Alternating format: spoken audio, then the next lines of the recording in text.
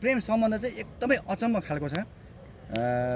सुन्दाखेरि अचम्मै लाग्न सक्ला तपाईँहरूलाई पनि, तर के हो कस्तो हो उहाँहरूको खासमा के भइरहेछ भन्ने कुरा चाहिँ तपाईँहरूको माझमा हामी जस्ताको त्यस्तै उहाँहरूसँगै सोधेर हामी सम्प्रेषण गर्नेछौँ। स्वागत छ तपाईँहरू तिनैजनालाई। नमस्कार, धन्यवाद। आराम हुनुहुन्छ तपाईँहरू? एकदम आरामको छ। आज यो मजाले यहाँनिर बसिरहनु भएको छ, तिनजना एकैचोटि भेट हुनुभएको छ होइन। खास कुरो चाहिँ म बहिनीबाट सोध्न चाहन्छु होइन, हजुरको नाम के हो भनिदिनु त? मेरो सङ्गीता तामाङ। अनि हजुरको? दीपक श्रेष्ठ। हजुरको? मेरो आर्यन लामा। आर्यन लामा। भनेपछि तिनजना हुनुहुन्छ। यहाँ बहिनीले चाहिँ दुवैजनाले झ्याप्प समाएर बस्नु भएको छ।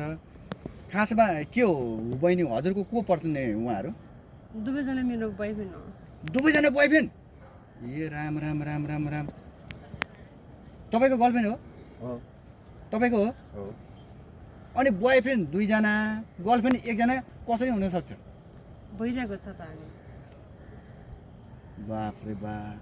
अनि एक अर्कालाई आफ्नो आफ्नो गर्लफ्रेन्डको अर्को पनि बोयफ्रेन्ड रहेछ भनेर थाहा पाउँदाखेरि चाहिँ रिस उठेको छैन तपाईँले? छैन, किन रिस उठ्न? रिसै उठेको छैन? रिसै उठेको छैन। ए किन नि यस्तो? मिलिरहेछ अहिलेसम्म, भइरहेकै छ। रिस किन गर्नु? एक अर्कालाई रिस गर्ने कुरै छैन। अनि तपाईँलाई रिस उठ्दैन?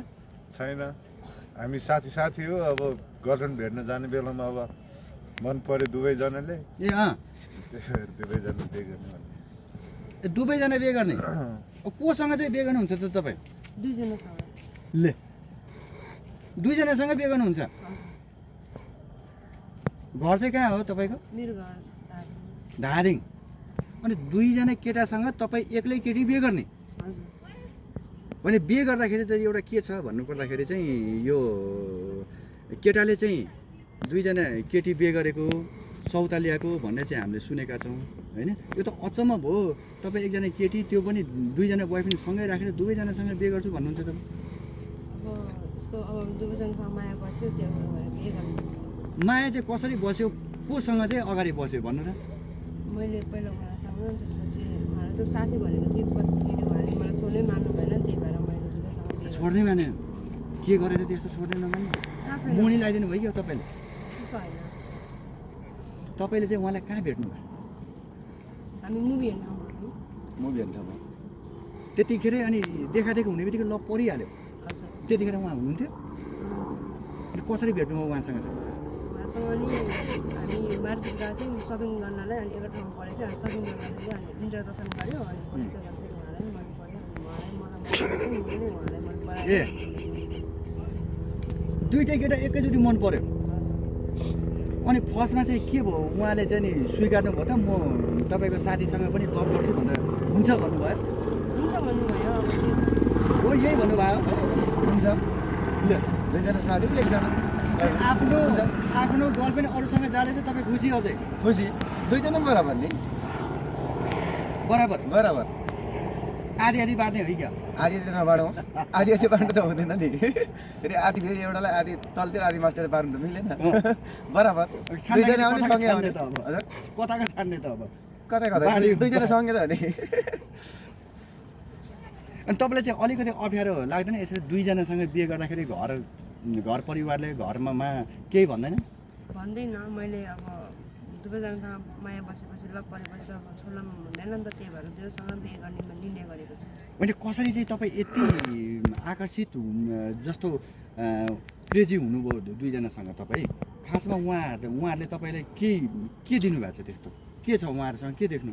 त्यस्तो होइन, खासमा हामी अब यस्तो मैले केही दिएको छैन उहाँहरूले मैले मबाट केही पनि लिनु भएको छैन। हामी खास मायामा अब त्यो मन मिल्यो, त्यसपछि अनि हामी माया बस्यो भयो?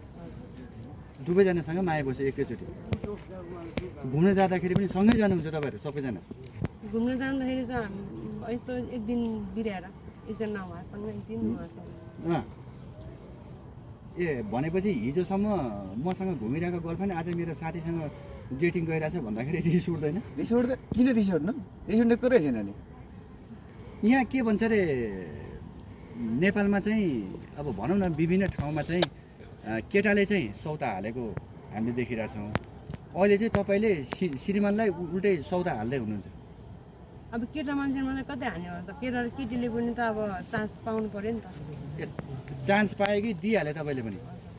के दिनुभयो सौदा दिए यो अचम्म लागिरहेको छैन तपाईँहरूलाई त्यस्तो अनौठो के छ र होइन नयाँ अनौठो बनाउनु छैन। के छ र संसारमा चलिरहेको छ होइन ए जस्तो भनौँ न श्रीमानले त बिहे गरिसकेपछि श्रीमतीसँग डराइ पछि थाहा पाउँछ अरे अहिले त अब तपाईँहरूको त अगाडि नै थाहा पाइसक्नु भएछ श्रीमानले चाहिँ आफ्नो श्रीमतीलाई जेठीलाई चाहिँ एक ठाउँमा राखेर कान्छीसँग बस्छन् रे अनि खर्च दुवैजनालाई पेल्छन् रे दुवैजनालाई माया गर्छन् रे तपाईँ चाहिँ अब एउटा बुढोलाई कहाँ राख्ने एउटा बुढोलाई कहाँ राख्ने त अब जहाँ राखेछ त्यही साइडमा छ यहाँ साइडमा हुनुहुन्छ दुवैसँग लो एउटै घरमा बस्ने एउटै घरमा सँगै बस्नुहुन्छ अनि के भयो अनि सौदा त झगडा पर्छ नि उहाँहरू पनि त सौदा भयो नि त बुढा त झगडा पर्ला नि त झगडा गर्नुहुन्न है झगडा गर्दैन किन? गर्दैन किन झगडा गर्नु गरेको छैन ए झगडा पनि गर्नुहुन्न मिलेरै बसिरहेको छ अहिलेसम्म होइन बेलुका चाहिँ कहाँ सुत्नुहुन्छ हौ तपाईँहरू एउटालाई कुनापट्टि एउटालाई छेउपट्टि म बिचमा अरे बाफ्रे बिचमा सुत्नुहुन्छ यो त एकदम अचम्म खालको जोडी देखिरहेको छौ कि तपाईँहरूको होइन घर भाइ घरमा थाहा छ तपाईँको थाहा छ सबैलाई थाहा छ सबैलाई थाहा छ। ए एकैजनासँग हामी दुईजना साथीले बिहे गर्न खोज्दैछौँ भन्ने कुरा थाहा छ कस्तो अचम्म भएछ केही भन्नुहुन्न भन्दैन अब अहिलेको अब समय परिस्थिति अब सबैको त्यस्तै त छ नि कुनैले 2-3वटै बिहे गरेछ कुनैले अब एउटा मात्र बिहे गरेछ तपाईँले चाहिँ के देख्नु भयो र मन पराउनु भयो उहाँलाई खोइ नम्बर लिएर कुराकानी गरेको म थियो त त्यस्तो केही देख्दिनँ खोइ देख्नु त मैले पनि नदेखेको अब बोल्दा बोल्दै ल पर्यो उहाँमा चाहिँ के देख्नुभयो त्यस्तो फिरा हुनुभयो क्या तपाईँ खोइ फिल्मको बोल्दा हिरो बोल्दै ल पर्यो त के बोल्दा ल पऱ्यो घुम्न पनि जानुभयो डेटिङ जानुभयो कहाँ जानुभयो कुन ठाउँ जानुभयो स्वयम्भू स्वयम्भू डाँडामा जानुभयो बाँदर खेल्ने ठाउँमा तपाईँहरू बाँदर जस्तो जानुभयो क्या फर्स्ट भेट चाहिँ त्यहाँ भएको थियो फर्स्ट भेट चाहिँ त्यहाँ भएको घुम्न जाने बेला। तपाईँ चाहिँ कहाँ जानुभएको थियो घुम्नलाई हामी त नगरकोट डाँडामा गयो के गर्नुभयो रमाइलो गऱ्यो आयो के गर्नु अरू के रमाइलो थियो के हो जाने घुम्ने बस्ने त्यही त हो नि खाने अँ, हामी त्यही त हो नि अब दिनभरि घुम्ने आउने घरमा काम छैन पो लखर डुल्यो घुम्दै हिँड्यो बस्यो केटी घुमाउने हिँड्ने सधैँभरि त कहाँ घुमाएर हुन्छ त नि काम पनि गर्नु पर्यो नि त केटी घुमाउने चाहियो तपाईँले अब अहिले त पाल्नु पर्यो तपाईँले खर्च गर्नुहुन्छ कि उहाँले खर्च गर्नुहुन्छ अब खर्च जोसँग हुन्छ उसले खर्च गर्ने हो नि धेरै खर्च कसले गर्नुहुन्छ तपाईँले कि उहाँले बराबर दुईजना मध्ये धेरै खर्च गर्ने को हो तपाईँको लागि उहाँहरू दिपक बाफ्रे बा पैसाको पछि लाग्नु भयो क्या तपाईँ पनि होइन त्यस्तो उहाँले खर्च गर्नुहुन्न माया गर्नुहुन्न होइन गर्नुहुन्छ उहाँले।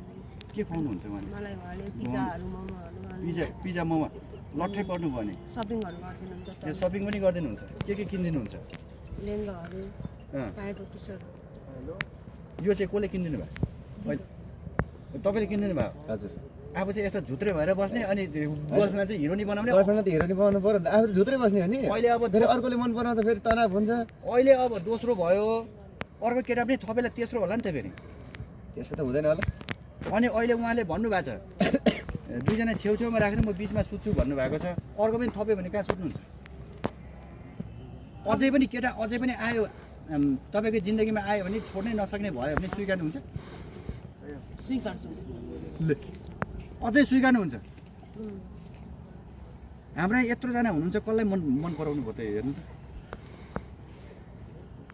उहाँहरूलाई त मन पराउनु किन मन पराउनु चिनेको छैन नि त ए चिनेको छैन चिनेको हुनु पर्यो भनेपछि अझै दुई चारजना चाहिँ तपाईँको पछि आयो भनेदेखि अझै स्वीकार्नुहुन्छ तपाईँ माया गर्न पाए भएन माया गर्छु भनेर आउनेलाई आउन दिनुपर्छ ए 6-7जना 10जना भयो भने पनि बिहे गर्नुहुन्छ 10जनासँग हुन्छ बाफ्रे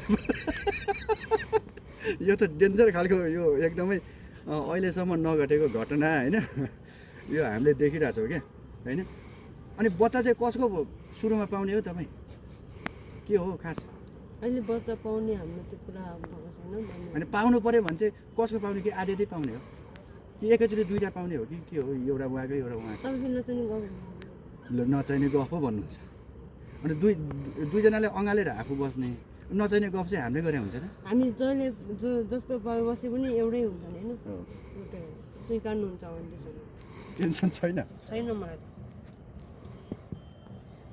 अहिले यहाँनिर काठमाडौँमा चाहिँ को हुनुहुन्छ तपाईँको मेरो काठमाडौँमा सबैजना हुनुहुन्छ भाइ बहिनी मम्मी सबै सबैजना हुनुहुन्छ अनि उहाँहरूले पनि दुईजनाले देखिसक्नु भएको छ देख्नु भइसक्यो भेट्न आउनुहुन्छ दुईजना भेट्न पनि आउनुहुन्छ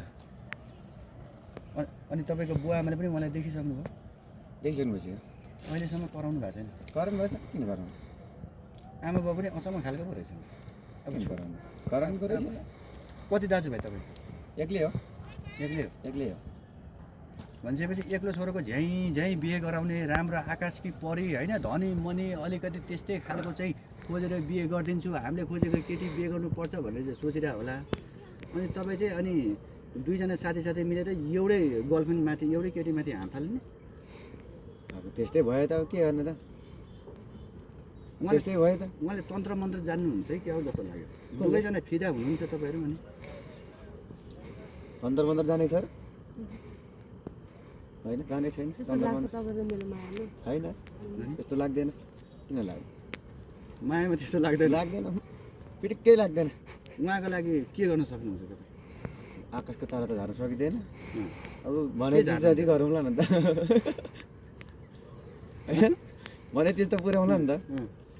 तपाईँ चाहिँ उहाँहरूको लागि के गर्न सक्नुहुन्छ माया गर्न सक्छ अरू केही गर्न सक्नुहुन्न अब मायाले खाना पुग्दैन रे मायाले खाना दिँदैन रे दुई चार दिन भोकै बसेपछि गाँड पल्टेपछि भाग्छ नि त उहाँहरूलाई म घरको काम हेर्छु उहाँहरूले कमेन्ट ल्याउनुहुन्छ त्यही त हो ए भनिसकेपछि चाहिँ तपाईँको उद्देश्य चाहिँ दुईजनासँग बिहे गर्ने अनि दुईजनाको कमाइ खाँदै रानी भएर बस्ने अनि त्यो सोधेको होइन बाफ्रे बाप रानी पाउँछु भने होइन अनि त्यसो हुँदाखेरि 10-12जना अझै बिहे गर्ने 10-12जनाले महिनामा 5,000 मात्रै कमाइदियो भने तपाईँ त धनी हुने रहेछ त